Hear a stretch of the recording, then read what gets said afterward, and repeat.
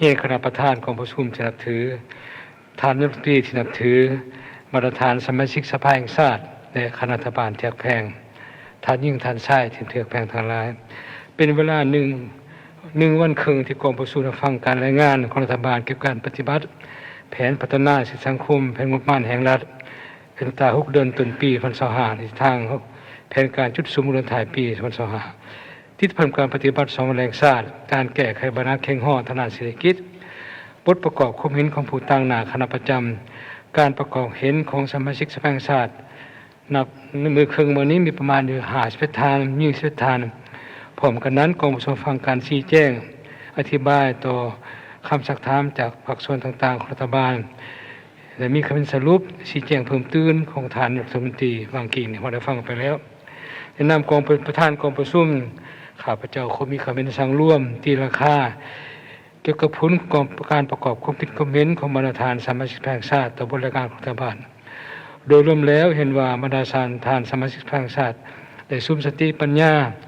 ลุ่งเลือกคุณขั้ววิเคราะห์วิจัยประกอบความคิดคอมเมนต์เสผลการปฏิบัติแผนพัฒนาสังคมดังกล่าวอย่างกงไปกงมาตลอดระยะ6 เดือนที่ผ่านมาอย่างกงไปกงมาและมีความสอบสูงมีบรรยากาศฟุดฟื้นสร้างสรรค์และก็มีจุดสูงเพื่อให้เห็นได้ปัญหาต่างๆและก็รัฐบาลนำไปปรับปรุงแก้ไขให้ถูกต้องสอดคล้องกับกฎหมาย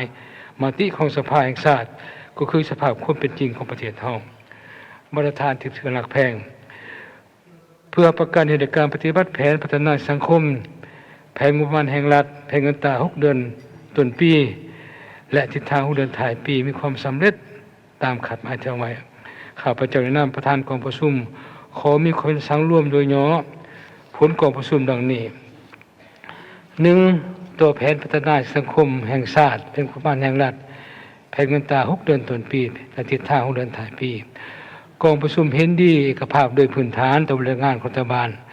และตีราคาสูงต่อความพยายามของรัฐบาลในการจัดตั้งปฏิบัติมติกองประชุมสภาแห่งชาติเกี่ยวกับแผนพัฒนาสังคมแห่งชาติแผนงบประมาณแห่งรัฐถึงว่าสภาพแวดล้อมสากลภาคพื้นจะมีความสับสนมีหลายสิ่งท้าทายมีทักษะโอกาสและขาดดอกยากก็ตามแต่เบื้องรวมแล้วรัฐบาลก็สามารถจัดตั้งนำพาปฏิบัติแผนมาสังคมแห่งชาติแผนงบประมาณเงินตราในไตรมาสที่1เฮ็ดให้เศรษฐกิจเติบโต 4.5% การเก็บรายรับได้ตามแผนขาดคะแนนหมดปีนี้จะได้ลื่นแผนการแก้ไขข้อทุกข์ยากรับการจะใช้กูเก่าซึ่งได้ประกอบส่วนสำคัญเข้าในการปรับปรุงชีวิตประจำวันของประชาชนบนเผ่าให้ดีขึ้นเป็นกว่าเก่าข้าพเจ้าต่างหน้ากองประชุมขอแสดงความตบมือชมเชยอีกทีหนึ่งเคียงคู่กับผลสำคัญกล่าวนั้นยังเห็นว่าการปฏิบัติแผนพัฒนาสังคมในระยะผ่านมานี้ก็มีความยุ่งยากบางด้านจำนวนหนึ่งเป็นต้นการปฏิบัติงานจำนวนประธานสามารถบรรลุขาดหมายที่สภาแห่งชาติมองเป็นต้นการเติบโตของบางแขนงเศรษฐกิจการปฏิบัติรายจ่ายงบประมาณการปฏิบัตินโยบายผลิตสินค้าทดแทนนำเข้ายังบ่ทันเป็นกระบวนการที่แข็งแรงกว้างขวางขาดหมายสู่ส่วนจำนวนหนึ่งในกรมเขตธรรมสังคมและการรูปร่างความทุกข์ยากนี่ถือว่ามีบางอันก็บ่ทันบรรลุตามแผนการที่กำหนดไว้ซึ่งผู้แทนได้เสนอเพิ่มเติมดังนี้ 1. ตัวเศรษฐกิจมาภาค 1. ตัวโครงประกอบเศรษฐกิจนี้การเติบโตทางด้านเศรษฐกิจใน6 เดือนต้นปีสามารถบรรลุ 4.5 อัตราเงินเฟ้อมีไทยลดลงประมาณ 10% โดยเฉลี่ยแต่ว่ามันก็มีผลกระทบต่อการดำรงชีวิตของพนักงานทางตำรวจประชาชนบรรดาเผ่าจำนวนหนึ่งที่มีความยุ่งยากฝืดเครื่องบวกกับราคาสินค้าราคาไฟฟ้าก็ได้เพิ่มขึ้น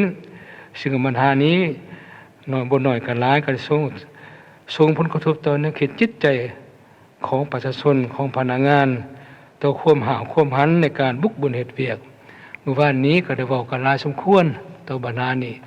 ทางรัฐมนตรีกระทรวงการค้าก็ได้ชี้แจงแล้วว่าจะได้นำปัญหานี้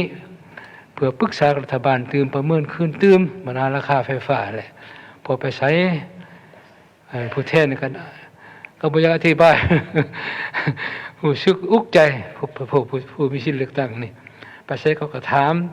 ปานใดสิแก้ไขราคาไฟฟ้านี่ สันมันก็ได้ก็ตามบางเทื่อพอสิมีเวลามีวิธีเฮ็ดเวียกร่วมกันระหว่างสภาแห่งชาติกับพวกเฮานี่แหละอันนึงก็ต้องอธิบายประชาชนเข้าใจอย่างสมเหตุสมผลเบื้องสองก็ต้องมียุทธวิธีใดในการปรับราคาให้มันสมเหตุสมผลขึ้นตื้มในสภาพคือปัจจุบันนี้ฉะนั้นปัญหานี้ทางกระทรวงการค้าได้รับปากแล้วจะนำเสนอต่อรัฐบาลตื้มตัวนี้นะปัญหาที่สองนี้มันว่าการอัตราเติบโตทางเศรษฐกิจใน6 เดือนถ่ายปีคาดคะเนขยายตัวประมาณอยู่ GDP ใน 4.8 คือเป็นขันไม้ที่สูงเพื่อบรรลุขันไม้ดังกล่าวจึงเสนอให้รัฐบาลจะใช้การคุดค้นทางบ่มสอนทางด้านเศรษฐกิจสร้างฐานทัพที่มีความมั่นคงเพื่อสู้อยู่การเติบโตทางเศรษฐกิจทำบรรลุตามขันไม้ทองไว้โดยเฉพาะการส่งออกสินค้าที่มีคู่สัญญาแล้วก็จะให้เฮ็ดซะตัวนี้ปรากฏว่าหลายในคู่สัญญาได้บางบ่อนเขาก็ส่งบ่ได้ตามขันไม้ซ้ำทางด้านปริมาณคือญี่ปุ่นบ่เกาหลีใต้เขาอยากซื้อล้านก็ได้รัสเซียก็ต้องการไผก็ต้องการกาแฟนี่ปรากฏว่าเขาปริมาณเขาต้องการหลายแต่บ่มีขายเขาจะบ่ได้แต่พญานสุมันเอาใจใส่จัดสรรเขตผลิตกำหนดเขตปลูกเขตเลี้ยงนี่ให้มันแจ้งตื้มเลยกับคนประเมินขึ้นเขตปลูกพันธุ์มากมันเหมาะสมหรือยังเขตปลูกเขตเลี้ยงคือทางกระทรวงเกษตรกรรมว่าเมื่อวานเมื่อก่อนนี้ว่าเขตปลูกเขานี่เขตเลี้ยงสัตว์นี่เขตปลูกพืชอุตสาหกรรมที่มีคุณค่าสูงคือกาแฟโสมนี่ต่างๆนี่ควรเบิ่งขึ้นมาหมดปัจจุบันคือโสมเสกอมีชื่อมีเสียงปัจจุบันนี่ขั้นพร้อมรักษาหมดประจักษ์เป็นเขตเป็นคะแนนจะมืดพวกสหายไปเบิ่งไม่สื่อโสมมาหาปีโสมเสกอสิได้เขาซื้อมาแล้วเขาไปโสมอื่นมาแล้วนี่บ่มีเลยมันนี่หัวพันธุ์นี่เด้โสมพาทีมีคุณค่าสูงคือหยังนี่เพราะยังไปค้นคว้ากันสร้างเป็นผลิตภัณฑ์ที่ดีของเราคือแขวงเชียงขวางบ่ธงสามเมืองโทเป็นยาบักดีไผก็ซื้อไผก็เอาแต่ว่าเขตบุกลุกหมดนี่อันนี้ข้าพเจ้าคิดว่าอันนี้แม่นว่าผลิตภัณฑ์ที่มีเฮามีท่าแห้งคันเฮาคุดคนได้นำใส่ได้จะเป็นเงินเป็นคำมหาศาลที่สุดคันเฮาปรุงแต่งดีๆบ่ต้องเป็นดอกเอาอันอื่นมาเอาของลาวนี่มันก็ดีคือกันคือซาลาวก็ดีได้ซาปักซองไผสิบ่มีชื่อเสียงนี่ซาผู้สันเชียงของไผสิบ่มีชื่อเสียงนี่และอื่นๆอันนี้ท่าแห้งของเฮาพวกสหายซึ่งข้าพเจ้าคิดว่าปัญหานี้ควรตั้งหน้าค้นคว้าท่าแห้งของประเทศที่มีในปัจจุบันนี้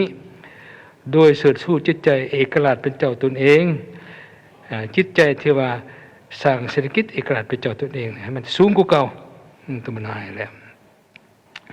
อันนี้ที่หนึ่งข้าพเจ้าคิดว่าพร้อมกันนั้นอาจจะเอาใจใส่สุกยู่ส่งเสริมเขตการเป็นกลุ่มการสร้างสหกรณ์แบบใหม่เพื่อสามารถเข้าถึงแหล่งทุนในตลาดมื้อวานเว้ากันแห้งมันต้นภายประชาชนบุกรุกเขตผลิต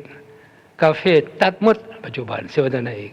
ไปปลูกมันต้นหมดปัจจุบันราคามันต้นตกคือจำปาสักนักได้อย่างไรนักเห็นบ่สิมาหันปลูกกาแฟขึ้นออกใส่เวลาโดนเสียเงินเสียค่าอีกประชาชนทุกลงตื่มอีกราคาซึ่งข้าพเจ้าควรจะตั้งการเป็นจุดชนบทมันดีเป็นต้นเป็นการกุมผลิตนี่สากลนี่คันถ่ายประชาชนเฮ็ดเอกเทศกระแจกกระจายโอ้คุ้มครองยากเว้ากันบ่ได้บ่ฟังประชาชนก็พ่อประชาชนก็บ่ง่ายบ่เท่าใดอันนี้ค่อยเป็นบทเรียนพวกสายสนับสนุนรัฐบาลสินำเบิ่งดูกฎหมายสากลก็มีแล้วนี่แหละนโยบายกับกลุ่มเพิ่นก็มีแล้วแต่ว่าการจัดตั้งตัวจริงมันบ่เป็นรูปธรรมปานใด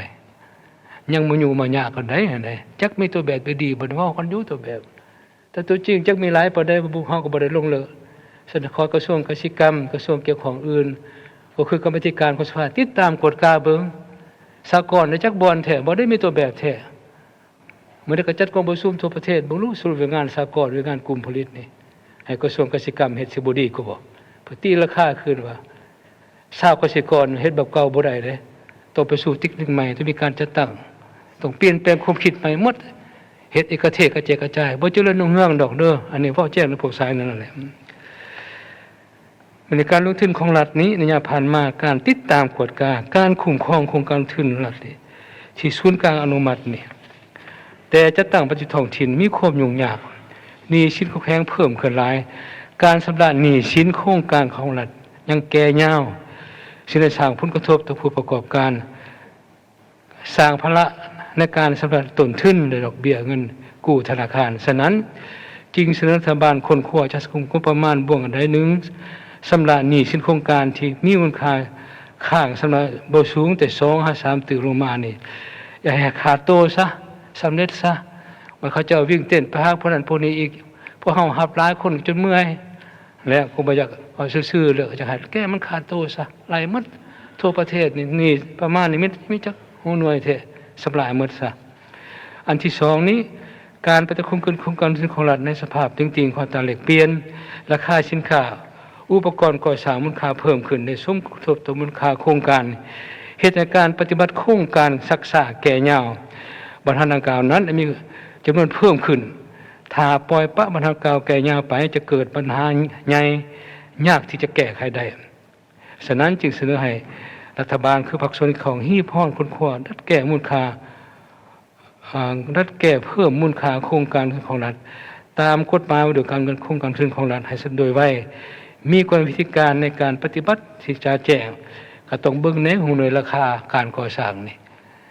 ข้าพเจ้าคิดว่าบ่ฮู้กระทรวงยทคนี่จักเพิ่นกำหนดในหูหน่วยราคาก่อสร้างทางก่อสร้างตึกอาคารต่างๆอย่าให้สมเหตุสมผลตื่มประหยัดตื่มนั่นแหละเพื่อบ่ให้มันฟุ่มเฟือยนั่นตัวนี้อันที่3นี้โครงการก่อสร้างพลังของเราเป็นเรื่องที่มีความสำคัญหลายเป็นปัจจัยกระตุ้นเศรษฐกิจฉะนั้นจึงเสนอให้ภาคส่วนของคือรัฐบาลค้นคว้ากำลังของรัฐเขาในการก่อสร้างพลังกำลังให้มีจุดสูงโดยเฉพาะการซ่อมแปลงเส้นทางเขตทางไกลศอกหลีกการก่อสร้างเส้นทางเลียบชายแดนทางหลวงแห่งเส้นทางหลวงแห่งชาติโครงการฟื้นฟูไฟฟ้าฉุกเฉินสืบต่อพบความยุ่งยากการก่อสร้างเส้นทางเปเพโครงการส่วนพัฒนาชนบทแก้ไขความยากอยู่ชนบทการก่อสร้างตะฟักเจือนล้วนจะเป็นเรื่องงานที่มีความสำคัญโดยติดพันกับการปกรักษาเขตนำดินแดนของประเทศตะฟักเจือนนี่พ่อก็บอกกันหลายแล้วแต่มาถึงปัจจุบันคืบหน้าช้าอยู่อย่างเงินไขงบประมาณของระบบสนองได้เพื่อแก้ไขงานที่ด่วนดังกล่าวนั้นจึงเสนอให้รัฐบาลคือภาคส่วนของอยากให้ลดพรโครงการเสนอใหม่นี่เหตุโครงการได้ให้แล้วในสุกปีงบประมาณนั้นๆเรื่องต่อไปเท่านั้นอันใดบ่จำเป็นก็อยากให้ลดพรบ่ให้จากตาใหญ่กว่าท้องอะไรแบ่งคันคุ้มครองของการทุนของรัฐที่มีมูลค่า50ตึกลงมาให้ท้องถิ่นผู้พิการคือใช้นายกว่าเมื่อกี้นะครับเจ้าที่ดีละมืดแล้วนะก็ได้ตกลงกันแล้วเนี่ยอันนี้แหละอันที่4นี้จะให้ค้นคว้าหิมห้อนงบประมาณเพื่อซุ้มปฏิบัติโครงการก่อสร้างฟื้นฟูภัยฉุกเฉินเป็นต้นโครงการฟื้นฟูก่อสร้างทางเลข8ให้สำเร็จโดยไวเพื่ออำนวยความสะดวกให้แก่การคมนาคมขนส่งสินค้าการสัญจรไปมาคนขวบปรับปรุงยกระดับสนามบินภายในของบรรดาแขวงพร้อมทั้งยกระดับเส้นทางเชื่อมต่อสถานีรถไฟเส้นทางยุทธศาสตร์เชื่อมโยงกับประเทศที่มีตลาดห้องหับของพวกเราแล้วส่วนตัวแผนการ6 เดือนถ่ายปีนี้อยากให้รัฐบาลก็คือภาคส่วนของเบื้องขึ้นหลักการจัดสรรงบประมาณลงทุนที่สภาแห่งชาติทำห้องในกองประชุมสุดที่6ตามอัตราส่วน60 30และ10โดยเฉพาะซุ้มใช้สำหรับหนี้ให้แก่บรรดาโครงการหนี้สินที่จัดตั้งปฏิบัติสำเร็จผลแล้วและก็จัดตั้งมันดุลแล้วให้มันแล้วซะแก่ตัวนี้บ่ให้แก่ยาวอีกบริการซึ่งเอกชนนี้ก็มีกี่ท่านนายกก็เว้าแล้วโดยคนทานเห็นดีเสนอปฏิบัติกฎหมายโดยการส่งเสริมการลงทุนอย่างเข้มงวดต่อโครงการลงทุนเอกชนที่บ่ปฏิบัติตามสัญญาโครงการบ่มีประสิทธิผลเสนอให้โตอย่างขาดตัวควรเปิดประมูลเปิดกว้างให้แก่การลงทุนที่มีความพร้อมที่เป็นมืออาชีพเพื่อประกันความโปร่งใสและตรวจสอบได้เพิ่มทวีความจะใส่ติดตามประเมินผลโครงการลงทุนทางประเทศที่บ่ปฏิบัติขั้นตอนและระเบียบการกฎหมายมันตัวคะแนนเศรษฐกิจนี่อันที่ตัวคะแนนกสิกรรมป่าใหม่นี่อยากให้เบิ่งมันว่าการปฏิบัตินโยบายที่ต่อปัจจัยการผลิตกสิกรรมที่บ่ทันเข้มแข็งนี่บ่ทันสามารถตอบสนองกับความต้องการตัวจริงโดยเฉพาะการส่งเสริมด้านฝุ่นด้านปุ๋ย อาหารสัตว์เพราะเห็นว่ายังมีการนำเข้าไปจำนวนลงหลายสิ่งส่งผลกระทบให้ต้นทุนเขาที่สูงขึ้นอันนี้จะขอให้กระทรวงเกษตรกรรมและกระทรวงการค้าและกระทรวงเกี่ยวกับอื่นคนขวแก้ไขสาบานานี่เพราะเขาก็บอกเขาโดนแล้วก็เอกชนก็ลงทุนจนคงเขียนก็มีอยู่แต่ต้องมีการแนะนำข้าเจ้าและเพื่อแก้ไขบรรณาธิการนั้นเสนอให้รัฐบาลซุ้มทุนห้องการผลิตดึงดูดคนทุนของภาคเอกชนเข้าในการในเวลาในตื่มอีกอันที่สองเสนอรัฐบาลใช้ส่งเสริมการจัดตั้งผลิตเป็นต้นคือข้าพเจ้าได้บอกการสหกรณ์กลุ่มผลิตขนาดน้อยขนาดกลางตามกฎหมายอันนี้ก็เพื่อสร้างความเข้มแข็งชาวเกษตรกรพร้อมกันนั้นก็ยู่แห้งการผลิตเกษตรกรรมให้หลายขึ้นเพิ่มที่ยกอันดับเทคนิควิชาการเทคโนโลยีหันเป็นทันสมัยเพื่อยกอันดับการผลิตเกษตรกรรมให้ชาวเกษตรกรสูงขึ้นกว่าเก่าสร้างให้มีโครงงานตัวแบบใหม่ๆในการผลิตผลตัวแทนนำเข้าหรือสมใส่ภายในหรือส่งออกมีความเข้มแข็งพร้อมทั้งจัดสรรเขตปลูกเขตเลี้ยงอื่นๆอันนี้ข้าพเจ้าได้เน้นลงเกณฑ์นี้เรียนรู้ปัญหาหนึ่งอีกนั่นว่าการปฏิบัติคำสั่งของนายกรัฐมนตรีเรื่องที่11นะเกี่ยวกับการเพิ่มทวีการเข้มงวดในการคุ้มครองปกปักษาพัฒนานำใส่ป่าใหม่ที่ดินป่าใหม่ต้านสกัดกั้นการบุกรุกทำลายป่าใหม่ที่ดินป่าใหม่ที่มีความเข้มให้มีความเข้มงวดขึ้นตื่มมีมาตรการเด็ดขาดตัวจริงต่อการบุกรุกทำลายป่าใหม่เป็นต้น3ประเภทป่าอุทยานแห่งชาติภัยใหม่ป่าเป็นจำนวนหลงหลายซึ่งในปัจจุบันนี้ได้ส่งผลกระทบต่อการสั่งสินเชื่อกักบอนของพวกเราจะประกาศให้เราเป็นประเทศกักบอนครียิตในปัจจุบันขณะยังสืบต่อทำลายบ่มีได้พวกสายกักบอนครียิตได้เฮ็ดบ่ได้เลยข้าพเจ้าเสนอตื่มอีกมื้อนี้คณะกรรมการค้านี้จะใส่สุดเป็นคุ้มครองการจริงของราคาสินค้าปัจจุบันนี้ราคาสินค้าก็เพิ่มขึ้นวันก่อนเมื่อวานในทางรัฐมนตรีกระทรวงการคลังชี้แจงเมื่อแล้วอันนี้ก็เป็นเป็นห่วงอยู่เพราะว่าบางอันก็ยังนำเข้ามาผิดกฎหมายแม้เขาสินค้าเปลี่ยนสัญชาติยังมาหลายตัวนี้นะเพราะประเทศเฮาติดพันกับประเทศใหญ่ประเทศที่มีเสด็จเหมือนกันฉะนั้นก็ให้ทั้งรัฐบาลทั้งกระทรวงอุตสาหกรรมการค้าคนครัวเบิ่งรูปการวิธีการและสิคุ้มครองในการค้าชายแดนอันตั้งปัญหาหลายเทื่อตัวนี้นะให้มีมากมีผลกว่าเก่าเพื่อหัดกุมกว่าเก่าเนาะเพื่อประกันการแข่งขันกล่าวซึ่งรัฐบาลใช้หีบห่อกำหนดรายการสินค้าที่ผลิตภายในเพื่อทดแทนนำเขาและเพิ่มที่การปฏิบัติมาตรการจำกัดนำเข้าสินค้าฟุ่มเฟือยปัจจุบันนี้แหละผมเฮ็ดอยู่สินค้าฟุ่มเฟือยเรื่องรถหรูบ่ต่างๆยังจำกัดไว้นำเข้าเถอะที่ว่ามาตรการยังสืบต่อเฮ็ดอยู่ตรงนี้มื้อนี้อันที่1อีกจะเอาใส่มันซุ้มใส่ส่งเสริมจุฬาวิสาหกิจขนาดน้อยขนาดกลางนี่แหละและให้เข้าถึงสินเชื่อของธนาคารให้หลายขึ้นเพื่อกระตุ้นการผลิตของประชาชนให้หลายขึ้นนะปัญหานี้ก็เว้ากันเลยเมื่อวานทางผู้ว่าการธนาคารก็มาชี้แจงหมดแล้วแต่ว่ามันก็ยังขอดซักษาแก่ย่างบ่ไปบ่มาก็คือสิมเจ้าทีมข่อยทีมเจ้าบ่มานานนี่ก็คอยทางรัฐบาลชี้นำมึงดูเป็นไดมันจะบ่ไปบ่มาหรือว่ามันเป็นไดบ่อันนี้ข้าพเจ้าก็ยังมีเสียงจุมว่าอยู่มันภาคส่วนธุรกิจจะขึ้นหรือว่าได้บ่นี่ก็บ่ทันให้กวดกาทั้งสภาแหน่พอกันกรรมาธิการเกี่ยวข้องก็คือสมาชิกสภาอยู่เขตต่างๆนี่ก็คนลุกลึกกวดกาบ่เป็นหยังคนไกลจะเป็นนี่ย้อนหยังแน่ย้อนบ่มีทรัพย์สินบ่สินเชื่อบ่ต่างๆมาค้ำประกันจะบ่ได้บ่หรือว่าแก้ยืดแก้ยาวมีเจตนาได้หนึ่งบ่อันนี้ค่อยกดกาครั้งนี้นั่นแหละอันนี้ก็เป็นหลักการธนาคารใช้ยืมก็บ่ง่ายเด้เขาต้องกดต้องกาคักแน่ก็ธรรมดามันแล้วแต่ว่าก็ต้องให้ได้มันได้เข้าถึงแรงทุนแท้เนาะแล้วปัญหาของเขตจังหวัดการที่คนทรงนี้มันว่ามันหาเหตุด่วนสุดเป็นหีบห่อนซ่อมแปลงฟื้นฟูบรรดาเส้นทางที่เพนักไปต้นเส้นทาง13เหนือเส้นทางเขตภาคเหนือให้สามารถสัญจรไปมาอย่างปกติเอาใจใส่ติดตามกฎการก่อนก่อสร้างประธานให้มีคุณภาพตื่มพร้อมทั้งคนข้อก่อสร้างปรับปรุงเส้นทางที่เป็นเส้นทางยุทธศาสตร์ป้องกันศาสตร์ป้องกันความงดงามแล้วแสดงต่างๆเนี่ยอันนี้ข้าพเจ้าก็ผู้แทนเป็นห่วงหลายเด้หลายเส้นทางคือแขวงสิงห์บุรีนี่ก็ยังคือเก่าบ่ทันไปสันมาเท่าได้ปีมานี่แขวงจำปาสักบุข้าพเจ้าท่านฮู้ใกล้กันหมดเขตชายแดน แล้วแค่อื่นคือกันแหละอย่าให้เบิ่งขึ้นใหม่บนจุดซุ่มแท้คนซึมทอนไปให้มันดีมันในการคุ้มครองน้ำหนักรถนี้วานก็เว้ากันหลายแล้วอยากให้กระทรวงยทขนี่เข้มงวดขึ้นตื่มอีกจริงอยู่อีกส่วนลงทุนก็หลายเด้แต่ว่าบ่ฮู้ว่าจักนั้นได้คุ้มได้บ่น้ำหนักนี่นะอันนี้คนเบิ่งตื่มแม่เป็นต้นคุดคนส่งน้ำหนักแห่ทานนะมันจะเกินน้ำหนักเกินไปอยากให้เถือก็มีมาตรการเด็ดขาดคันเกินนักแท้ก็ต้องปรับไหมตามระเบียบกฎหมายแท้บุคคลประนีประนอมกันแน่นอนก็ขอเห็นมันเฮ็ดเข้มงวดตื่มต่อโครงการป้องกันตะฟังเจือนนี้ตามแล้วสนามแสดงระหว่างประเทศนี่จะให้มีความเห็นว่ามีความคืบหน้าช้าหรือมีหลายจุดถูกซ้อเจือนหายแฮงมาถึงปัจจุบันนี้ก็แม่นว่าคือบางแขวง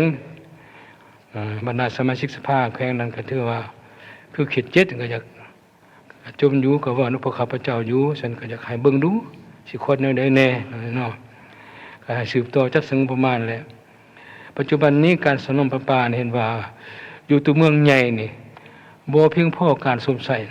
เป็นตัวนครหลวงเวียงจันทน์นี่ขาดแค่น้ำประปาเป็นวงกว้างเฮ็ดให้ประชาชนจุ่มว่าได้ผลกระทบต่อการมุสิทธิ์ของเขาเจ้านี่ฉะนั้นเสนอให้ภาคส่วนเกี่ยวข้องคุ้นคั่วเบิ่งเป็นต้นกระทรวงยทขนี่สิมีมาตรการแน่ๆเพื่อแก้ไขปัญหาเนี่ยมันลุล่วงไปมันในคงเขตทรัพยากรธรรมชาติสิ่งแวดล้อมนี้มันว่าเอาจะใส่สุดเดือเอาจะใส่ปฏิบัติการประเมินผลกระทบสิ่งแวดล้อมเพื่อให้ปัญหาผลกระทบต่อการประโยชน์ประชาชนและสิ่งแวดล้อมทำลายอย่างล่วงหลายจึงเสนอให้ภาคส่วนเกี่ยวข้องเอาใช้ในการติดตามกฎกากรณีมีมาตรการละเมิดก็ควรปฏิบัติเข้มงวดแต่ปัญหาหนึ่งมันผ่านการอนุมัติการให้เช่าสัมปทานในของรัฐนี่ผู้ลงทุนในกิจการต่างๆมีจำนวนหลายจึงมีความจำเป็นต้องกวดกาประเมินขึ้นทั้งหมดบรรดาโครงการดังกล่าวนั้นตามกำหนดตามกฎหมายกำหนดเนื่องจากว่ามีหลายโครงการเนี่ยการดำเนินบ่มีประสิทธิผลบ่ปฏิบัติพันธะตามสัญญาดำเนินการซักซ่าเป็นการจับจองไว้ซื่อๆอันนี้กฎการทดลองเบิ่งเมื่อได้สภากับกระทรวงเกี่ยวข้องร่วมกฎการตัวจริงกันได้ครับพระเจ้าสิคนอันใดตัวนั้นเฮ็ดให้รัฐทำเสียโอกาสและบ่มาพันธะอย่างครบถ้วนตามกฎหมายให้กฎการนำการเบิ่งเมื่อเธอจะตั้งคณะกรรมการร่วมกับปฏิการเกี่ยวข้องสภากับกระทรวงเกี่ยวข้องของรัฐบาลไปกวดนำกันเบิ่งบางเธอสิเห็นปัญหาบ่จักเพื่อบ่ให้เข้าข้างเอาข้าวผู้นั้นผู้นี้และคงเขตพลังงานบ่แห่นี้เสนอเบิ่งขึ้นเกี่ยวกับการนโยบายโครงสร้างราคาไฟฟ้านำใช้ปัจจุบันนี้ตามการจมว้าของสังคมสองแสงของสังคมก็คือบรรดาท่านผู้แทนในกองประชุมเมื่อวานเมื่อก่อนนี้ว่าราคาจากสูงจากน้อยว่านั่นเด้ข้าพเจ้าเองก็บ่ได้ขอให้ทั้งรัฐมนตรีกระทรวงการนี่กระทรวงการค้าเบิ่งขึ้นซะเพื่อแรงงานรัฐบาลเบิ่งสิโคตรแก่ตอนใดมีวิธีแน่เพื่อให้มันเหมาะมันสมเนี่ยเนาะเหตุกระทบต่อสิทธิประชาชนพนักงานการผลิตภาคกสิกรรมอุตสาหกรรมของธุรกิจขนาดน้อยขนาดกลางนับทั้งสร้างการส่งเสริมการผลิตภายในรักษาบ่ให้ธุรกิจโรงจักรงานต่างๆปิดตัวลงก็บ่ได้เห็นโรงงานได้ปิดเถือแต่ว่ามันก็มีหางเสียงจมว่าเขาให้กฎการตัวจริงบ่มันแม่นแท้บ่เขาสิปิดหรือเขาต้องเว้าซื่อๆอันนี้คนลงลึกข้างในเพื่อกฎการเบิ่งเป็นได้แน่ซึ่งข้าพเจ้าตัวนี้จะให้ทางภาคส่วนเกี่ยวข้องไปถึงกระทรวงการค้าบริษัทไฟฟ้าลาวเบิ่งตื่มปัญหานี่แหละเหมือนการลงทุนของภาคเอกชนนี้สมาชิกภาคแห่งชาติเห็นว่ารัฐบาลสามารถดึงดูดการลงทุนจากนักลงทุนต่างประเทศเป็นต้นการขุดค้นแร่ธาตุมีจำนวนเพิ่มขึ้นอันนี้ดีแล้วแต่ว่าก็ให้สืบโตคนขั้วประเมินเบิ่งนโยบายกลไกมันมอบเงินรัฐบาลก่อนแล้วแลกเปลี่ยนตื่มมันว่ารัฐบาลอนุญาตให้ขุดค้นแร่ธาตุนั้นกลไกตัวนี้เฮ็ดมาในเวลาศาสตร์นี่มันมาได้2ปี3ปีแล้วแต่ต่อไปสืบโตให้ถึงนี้บ่ตัวจะจ่ายซะ$10 ล้าน$20 ล้านค่อยเอาบ่ให้เจ้าสัมปทานกลไกสืบต่อบ่หรือสิว่าจังได๋เพราะว่าตัวนี้มันก็มีด้านดีด้านความเสี่ยงของมันคือกันอันนี้ครับขอให้คนขั้วตื่นตัวนี้ให้สืบต่อคนขั้วเบิ่งว่ากลไกนี้มัน จะเฮ็ดได้ยาวปานใดตุนปานใดตื่มอีกเนี่ยระยะยาวดีบ่เรือเนี่ยสั่นเนี่ยพอได้ระยะยาวสิโคตรจังได๋คนที่ตามกฎหมายสิบ่ดีก็บ่เพราะว่าอันอย่างที่มันนั่นข้าพเจ้าอยากเสนอให้ทั้งภาคส่วนเกี่ยวข้องได้คุ้นควรเบิ่งตัวนี้สิโคตรจังได๋เพื่อให้มันมีความคันเฮ็ดบ่ดีเฮามันก็สิบ่แฮก็สิเบิดไปนั่นแหละบกแห้งลงโหสมมุติเป็นมันสิบกแห้งลงแล้วเฮาเองก็ได้เงินสนั้นแหล้วก็บ่ก็สนั้นนั่นแหละฉะนั้นยังเรื่องคุ้มครองอีกสิ่งข้าพเจ้าอยากให้เบิ่งขึ้นปัญหานี่แต่ข้าพเจ้าเห็นดีคำเสนอของทายนายกนี้และกองประชุมเห็นดีสนับสนุนเกี่ยวกับการพิจารณาให้โจ๊กแห่ธาตุทุกประเภทถือว่าตัวนี้กองประชุมมีความเอกภาพสูงต่อข้อเสนอของท่านนายกนะครับโครงการมีคุณอาสาบ่ปฏิวัติสัญญาส่งผลกระทบด้านลบต่อสิ่งแวดล้อมสังธรรมชาติมีมาตรการเข้มงวดตามกฎหมายอีหลีและใครเบิ่งขึ้นกลไกการเก็บและหับจากโครงการพัฒนาแห่งฐานของงบประมาณแห่งรัฐเนื่องจากวันผ่านมามีการอนุญาตให้จัดตั้งประเทศหลายโครงการแต่การเก็บพันธะของมันของรัฐจำนวนหนึ่งเห็นว่าบ่ได้ตามขาดหมายที่กฎหมายกำหนดอันนี้เขามีการกวดกาวแล้วนี่องค์การกฎสอบก็ลงกฎสอบถึงนึงแล้วบางโครงการยังขอลงเวียงจันทน์ข้าพเจ้าคิดว่าคันองค์การกฎสอบสามารถเฮ็ดได้ตื่มอีกก็มีโอกาสการกฎสอบลงกวดกาตื่มกฎสอบตื่มบางโครงการใดที่รัฐบาลให้เนาะมีความจำเป็นในตัวคะแนนวัฒนธรรมสังคมนี้ส่วนใหญ่เห็นดีนำนำการเสนอของท่านนายกเมื่อกี้นี้มีแต่เอาจะใส่ตื่มปัญหาที่การประละการเรียนคุณภาพศึกษาการสนองให้สามารถตอบสนองความต้องการเรื่องงานในยามไม่คนขวจัดสรรงบประมาณของการงานศึกษาทันสุขตื่มให้สมคู่ความสำคัญของเรื่องงานดังกล่าวนะแล้วเอาจะใส่บริหารด้านสาธารณสุขให้แก่พ่อแม่ประชาชนเข้าถึงพ่อแม่ประชาชนแท้เนี่ยในบรรดาอื่นนักทางหารบันเทิงหาดเสริมสวยอย่างอื่นก็จะมีการคุ้มครองที่มันแตะต้องถึงสุขภาพของประชาชนนับทั้งเรื่องอาหารการกินการนำเข้าสินค้าจากต่างประเทศต่างๆคอยมีการกวดกาคุ้มครองคุณภาพเติมอะไรต่างๆในสภาพที่บุคลากรที่เป็นสนุมพวกเฮานี่มีทางเองออกแรงงานหาเลี้ยงชีพเพื่อสร้างรับแก่สิทธินั้นทั้งสิทธิ์จึงเป็นโอกาสดีในการพัฒนาสิ่งแวดงานต่างๆในบรรดาหนึ่งที่ผู้แทนทรงแสดงมันว่าคู่ประกอบคุณเขาเฮียนมาแรสันสูงมีทางลดลงอันนี้ก็ขอบรรทานคงเขตศึกษานี่กวดกาเป็นยังจึงลดลงคนผู้สนใจมาเฮียนนี่ว่าซั่นเมื่อก่อนมีสเขต11ก็เสนอคนบ่อยากเฮียนบ่อยากเข้าเฮียนก็หลายปัจจุบันนี่วันนี้เกี่ยวกับเพชรงบประมาณแห่งรัฐนี้โดยพื้นฐานเพราะเห็นดีแล้วถือการคุณเพดานพระราชงบประมาณของท้องถิ่นเห็นว่าเป็นตัวเลขที่สูงควรกำหนดให้สอดคล้องกับทางแห่งรัฐเลยครับความเสี่ยงโดยเฉพาะบางแห่งที่ผลกระทบจากภัยพิบัติธรรมชาติพบคุมยากให้เก็บหลักงบประมาณตื่มอีกเบื้องตื่มอีกตัวในการเก็บงบประมาณหนึ่งจำนวนหนึ่งเห็นว่าคงบ่ครบถ้วนในการยกเว้นภาษีกรขันต่างๆเฮ็ดไทยศูนย์เสียจำนวนหลายสังขายเบื้องขึ้นและเป็นโดยเฉพาะการขุดค้นส่งออกแห่ธาตุการยกเว้นการผ่อนผันภาษีกรฉันตัวนี้จะให้คนขั้วสร้างซ่าคักแน่พ้นได้พ้นเสียแน่นอนมีความจำเป็นก็ต้องยกเว้นแต่ว่าก็ต้องให้สร้างซ่าคักแน่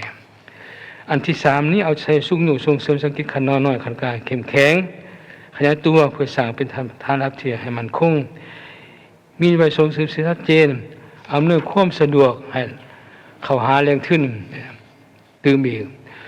มันในการปฏิรูปรัฐสกิจนี้คือใช้นายกแรงงานถือว่าเห็นดีโดยพื้นฐานแล้วเป็นต้นรัฐสกิจไฟฟ้าลาวการบินลาวอันนี้เขาให้เฮ็ดให้มันมีความเข้มงวดเข้มแข็งขึ้นตื่มอีกมีคุณภาพตื่มเพื่อเห็นการหันเปลี่ยนของสองบริษัทนี้ในระยะที่สุ่มปีเมื่อนานี่ไฟฟ้าลาวก็จะลดสิ้นลงการบินลาวมีการขยายตัวมันดีขึ้นและปัญหาหนึ่งเป็นว่าการหันเป็นทันสมัยในการเก็บและหับนี่ค่าเทนต่างๆบริการจะให้เฮ็ดจะแข็งแรงขึ้นตื่มอีกและอันเรื่องการปรับปรุงค่าธรรมเนียมค่าบริการของรัฐบาลของประธานประเทศ ให้เทนเหมาะกับสภาพเศรษฐกิจปัจจุบันโดยเฉพาะคะแนนศึกษานะครับเบื้องขึ้นใหม่พอมีหางเสียงจุมว่าร้ายค่าจ่ายเรื่องต่างๆจ่ายค่าธรรมเนียมบ่ไปด้านนั้นนี่นะถือเขาก็จะบ่อยากไปเฮียนบ่อยากเซลอย่างแหละเขาว่านะแล้วคนคั่วเพิ่งเงินเดือนอุดหนุนให้พนักงานสหกรณ์ทางตำบลให้เทนเหมาะตื่มตามการยืนยันของรัฐมนตรีการเงินเมื่อวานเมื่อก่อนนี้ก็ว่าปีหน้าสิเพิ่มให้ได้เด้อย่าให้สู้ซนซะปีหน้านี่ให้มันได้ซะเพราะว่ามันก็มีความสำคัญนั่นแล้วส่วนแผนการลงทุนไทยปีนี้โดยรวมเห็นดีหมดแหละบ่มีปัญหาหยังสภาว่ายินดีสนับสนุนหมดแต่ว่านี้ก็ตามแม่นว่าเอาจะใช้ในปฏิบัติ6เดือนต่อปีมันการเติบโตของ GDP มันที่ 4.8% เอาจะใช้คุ้มครองทางงบประมาณเก็บพลังงานครบถ้วนกว่าเก่าสมควรกับการตัวของ GDP นี่ให้ได้ประมาณ 12-20% ขึ้นไปตัว GDP อันนี้เป็นการสู่ส่วนสูงหลายเด้โดยการเก็บหลักที่มีอยู่ให้ครบถ้วนตามกฎหมายและสัญญาการลงทุนการเซาสัมปทานเป็นต้นภาษีกรการขายวัตถุดิบด้านแห่ธาตุการบริการการรายรับบริษัทรัฐวิสาหกิจค่าเช่าที่ดินการท่องเที่ยวการค้าดิจิทัลค่าบริการอื่นอันนี้ก็ขอให้มีความเข้มงวดขึ้นตื่มแต่ปัญหาหนึ่งมันนำใส่เครื่องมือทันสมัยในการเก็บรับทุกคะแนนการคุ้มครองและกระจายเป็นระบบครบสุดร่วมศูนย์และสามารถเชื่อมต่อกับทุกคะแนนการอันที่ 4นี้การจัดสรรงบประมาณกองทุนทางปี 2025จำนวน800ตื้ออยากให้มันสำเร็จโดยไวซะเพราะว่าหลายแขวงก็อยากเฮ็ดคะแนนการก็อยากเฮ็ดทางนี่อยากแปลงให้นำใช้เฉพาะการซ่อมแปลงทางคนขัวอวยหนี้สินกองทุนทางนี่เขามาชำระหนี้ผ่านโครงการทุนของรัฐปกติหรือซึ่งมีการดัดแก้แผนงบประมาณในปี 2025ตื่มอีกอันนี้คนขัวเบิ่งทางนี้ทาง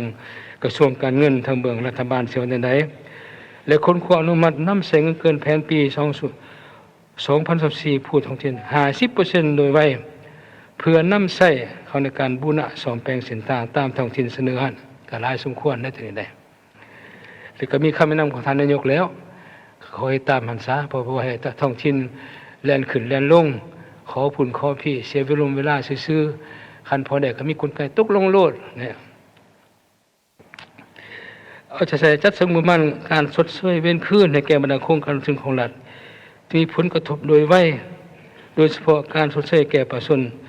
ถือผลกระทบจากโครงการก่อสร้างชลประทาน